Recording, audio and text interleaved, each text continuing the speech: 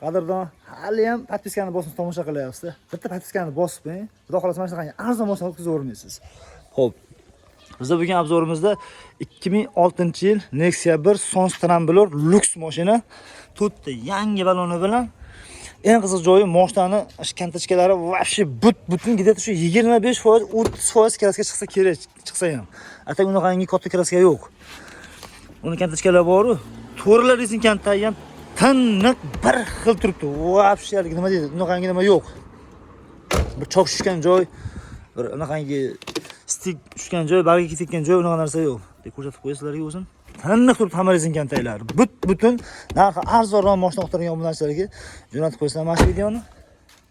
Ana. Mashina saloni super salon, luks mashina, gidrolikalari bor. 321 ming kilometr yurgan. Xo'p, bitta orqadan ko'rsatay. Maytafon kalonkalar bor shekilli. Xo'p. Hamma yo'q butun turibdi. Ali, ko'pchilik yozyapti, bu bo'ladi deydi, faqat avariyli mashina bo'ladi, unaqa emas. Metan gazlarigacha bor ekan. Bizda shu odamlar o'zi telefon qilib chiqib olib kelishadi, o'shanaqangi mashinani qo'yib beramiz xolos kanalga. Men o'zim mashina qurishmasman, yo menda mashina bo'lmaydi. Mana shunaqangi bitta joylari bor, o'zlaring uchun qidirib olasizlar.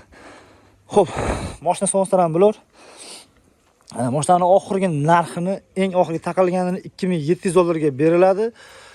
Faqat oformlana qilib olish kerak. $3200 oformlanasini ichida qilib nomimizga o'tkazib berishadi.